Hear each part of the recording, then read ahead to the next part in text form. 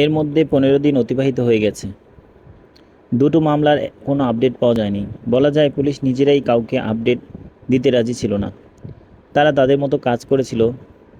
মামুনের একাকিত্ব ক্রমশ বাড়ছে। শায়লা এর মাঝে পুলিশের অনুমতি নিয়ে দেশের বাইরে গেছে। মামুনের মনে হলো যথেষ্ট হয়েছে, আর না। মিমকে বিয়ে করে সে বিন্দু পরিমাণ সুখী ছিল না। এবার সে নিজের জন্য সুখের পরশ খুঁজবে। আজ থেকে সে আর কারো অপেক্ষা করবে না। একটা সঙ্গী তার দরকার। বাচ্চাদের একজন মা দরকার। সব মিলিয়ে সে সিদ্ধান্ত নেয় সে বিয়ে করবে। তার সামনে এখন অন্তহীন জীবন পড়ে আছে। একাকিত্ব শূন্যতায় সে হেলায় হারাতে চায় না। আত্মীয় স্বজন বন্ধু বান্ধব সবাই চেয়েছে বিয়ে হোক, তবে কিছুদিন পর। কিন্তু মামুন খুব একটা দেরি করতে রাজি হলো না। রাজি না হওয়াতে আগামী শুক্রবার বিয়ে ঠিক হয়েছে তারই কাজিন শম্পার সাথে। শম্পার নিঃসন্তান ডিভোর্সি। দুই পরিবারের সম্মতিতে বিয়ে ঠিক হয় দ্রুত।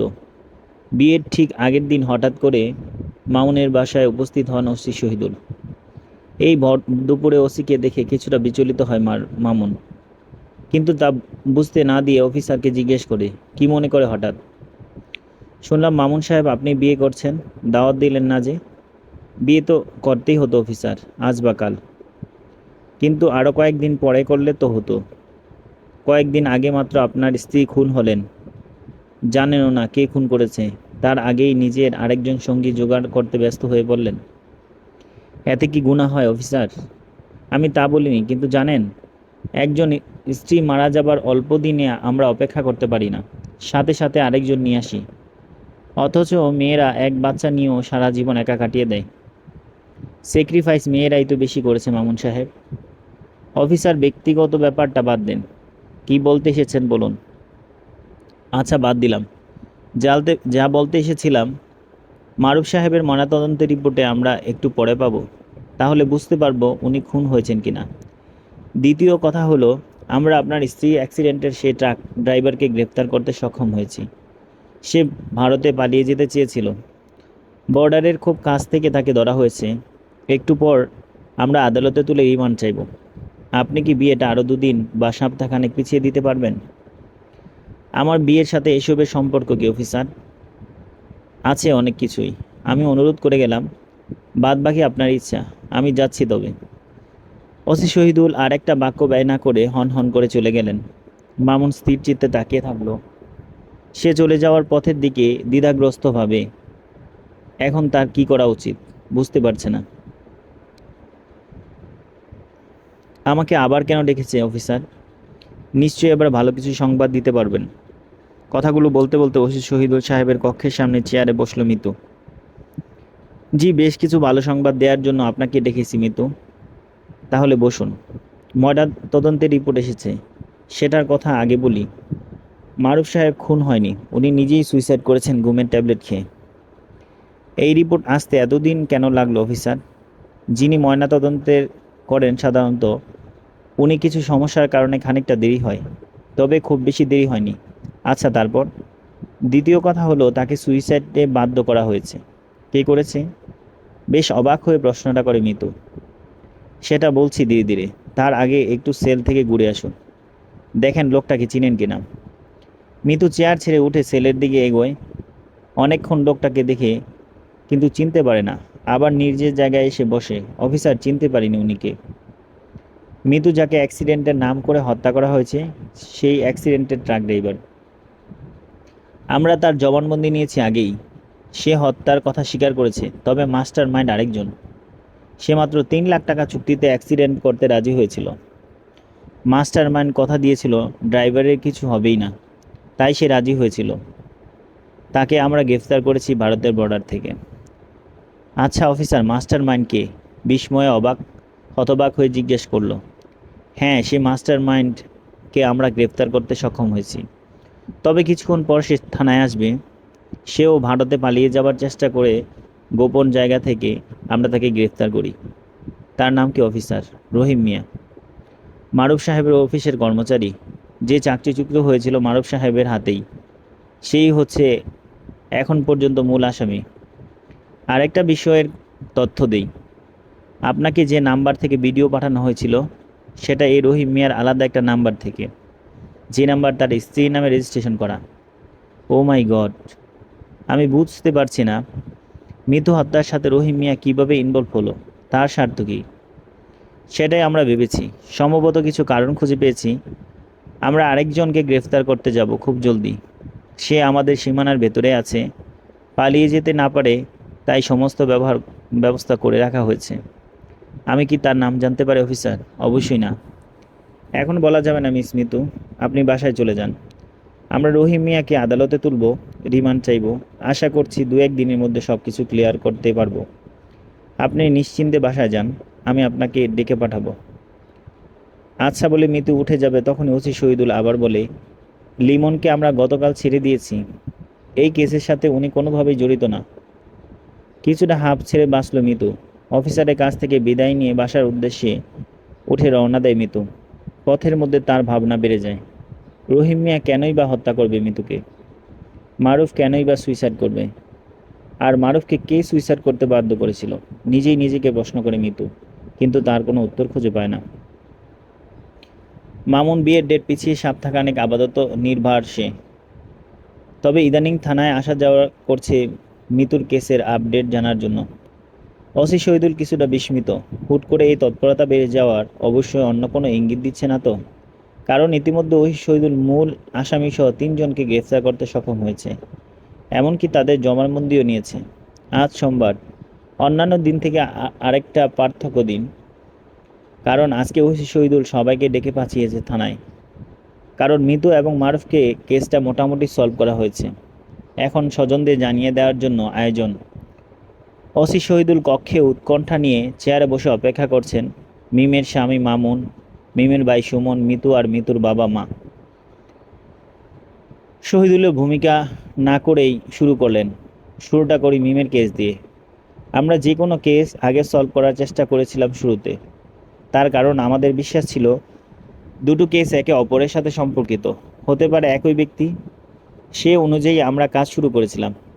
কিন্তু পরে ময়নাতদন্ত রিপোর্টে পাওয়ার পর জানা গেল মারুফ সাহেব সুইসাইড করেছেন। তখন আমরা কাজে কিছুটা গতি হারাই। কেস গতিপথ চেঞ্জ হয়ে যাওয়ার জন্য আমরা কিছুটা স্লো হয়ে যাই। তবে কাঙ্ক্ষিত লক্ষ্যে পৌঁছাতে খুব সময় লাগেনি। মিস মিতু, আপনার হোয়াটসঅ্যাপে যে নাম্বার থেকে ভিডিও এসেছিল, সে একই নাম্বার থেকে মারুফ সাহেবের ফোনে বেশ কয়েকটি ব্ল্যাকমেইলিং ভিডিও আসে। মারুফ সাহেব বেশ কয়েকদিন ভয়ানক হুমকি ধামকির মধ্যে দিয়ে অস্থির সময় কাটিয়েছেন। কিন্তু এত সেন্সিটিভ ভিডিও ছিল যে উনি কাউকে বলতে পারেননি, এমনকি পুলিশের সহায়তা নিতে পারেনি। একাকে নিজেই হ্যান্ডেল করার চেষ্টা করতে থাকেন। এক সময় নিজের উপর বিরক্ত হয়ে ক্লান্ত হয়ে যান। এর পিছনে কে ছিলেন অফিসার? মিতু অশ্রু চোখে অফিসারকে জিজ্ঞেস করে। ওসি শহীদুল ইশারায় মিতুকে থামিয়ে দিয়ে বলেন, একটু আপনারা নীরব থাকুন, আপাতত কোনো প্রশ্ন করবেন না, আমি আপনাদের সব বলছি।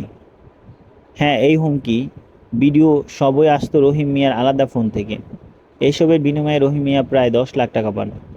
সেই টাকা দিয়েছেন মিস মিতু আপনাদের ম্যানেজার কাম আপনার পারিবারিক বন্ধু মোর্শেদুল ইসলাম রাব্বি। সব কিছুর পেছনে কলকাঠি নাড়ছেন মিস্টার রাব্বি। ভয়ঙ্কর একজন ক্রিমিনাল, কিন্তু সবার সামনে মুখোশ পরে এতদিন ছিলেন। অস্ফুট কণ্ঠস্বরে ফুটিয়ে কেঁদে উঠল মিতু। কেন রাব্বি ভাই এই কাজটা করলো? ওয়েট, বলছি। শুরুতে রাব্বি আমাদের সন্দেহ হয়েছিল, কিন্তু জোরালো কোনো প্রমাণ ছিল না। এই ক্ষেত্রে মিস্টার সুমন আমাদের বেশ সাহায্য করেছে। উনি তথ্য দিয়েছেন রাব্বি ওনাদের গ্রামের ছেলে এবং কলেজে থাকাকালীন অবস্থায় ওনার বোনকে প্রায় ডিস্টার্ব করতেন। তার মানে উনি মিমের পূর্ব পরিচিত, যা শুরুতে আমাদের জানা থাকলে আরও আগেই কেস সলভ হয়ে যেত। রাব্বিকে আমরা গ্রেপ্তার করেছি নিবার নিয়েছিলাম। রহিম মিয়া গ্রেপ্তার হয়ে যাওয়ার পর উনি বিদেশে যাওয়ার চেষ্টায় ছিলেন। পাসপোর্ট এর আগে থেকে ওনার দুবাই ভিসা করা ছিল। উনি সমস্ত প্রস্তুতি নিয়ে রেখেছিলেন যেন বিপদ মনে হলে পালাবেন। কিন্তু দুর্ভাগ্য, ওনার আগেই ওনাকে আমরা গ্রেফতার করেছি। উনি আমাদের রিমান্ডে খুব সহজভাবে জবানবন্দি দিয়েছেন যে এই দুটি হত্যার মাস্টার মাইন্ড সে নিজেই। রহিম মিয়াকে 10 লাখ টাকার বিনিময়ে রাজি করিয়েছিল। রহিম মিয়া এমনিতে মারুফ সাহেবের উপর ক্ষোভ ছিল, কারণ একেবারে বিনা দোষে তাকে চাকরিচ্যুত করেছে মারুফ সাহেব। যে অন্যায়ের জন্য রহিম মিয়াকে চাকরিচ্যুত করা হয়েছিল, সেটা মূলত রাব্বি নিজে করে ফাঁসায় দিয়েছে রহিমকে। কিন্তু রহিমকে আবার উল্টো লাগায় মারুফের ব্যাপারে। রহিম চাকরি যাবার পর খুব কষ্টে দিন যাপন করেছিল। বিনা চিকিৎসায় তার ছোট মেয়েটা মারা যায়। সেই ক্ষতস্থানে প্রলেপ লাগায় রাব্বি। রহিমিয়াকে ফুসলিয়ে রাজি করায় এত সব কাণ্ডে। শুরুতে মিমকে হত্যা করার কোনো পরিকল্পনা রাব্বির ছিল না। রাব্বি সেই কলেজের লাইফ থেকে মিমকে ভালোবাসতো, একদম পাগলের মতো ভালোবাসতো। কিন্তু মিম তাকে পাত্তা দিত না। সেই থেকে তার ক্ষোভ জন্মেছে। রাব্বি আজ পর্যন্ত মিমের জন্য বিয়ে করেনি। মিম যখন মামুনের সাথে বিয়ে হয়, তারপরও সে তার পিছু ছাড়েনি। নানা সময় হুমকি দামকি দিয়েছে, কিন্তু কোনো কিছুই মিম কাউকে বলতো না। তার জীবনের হুমকির মুখে এটা সে তার ভাই সুমনকে বলতো, কিন্তু গুণাক্ষরেও তাদের নাম বলতো না। এর মাঝে মিম জড়িয়ে যায় মারুফ সাহেবের সাথে। সেটা সে কোনোভাবেই মেনে নিতে পারছিল না। যার জন্য সে বিয়ে করেনি, সে কিনা তাকে ছেড়ে বিয়ে করলো, আবার পরকীয়া করছে তারই বন্ধু কাম বসের সাথে। এটা সে বরদাস্ত করতে চেষ্টা কষ্ট হচ্ছিল। এর মাঝে সে মিম আর মারুফের ভিডিও ধারণ করে রহিম মিয়াকে দিয়ে মিমকে ব্ল্যাকমেইলিং শুরু করে, এমনকি বাধ্য করে তার সাথে সময় কাটাতে। মিম তখন পাগলের মতো ছিল। রাব্বির পাগলামি এর চেয়ে প্রকট হতে থাকে। ব্ল্যাকমেইলিং বেড়ে যাচ্ছে দেখে মিম সিদ্ধান্ত নেয় পুলিশে সব জানাবে।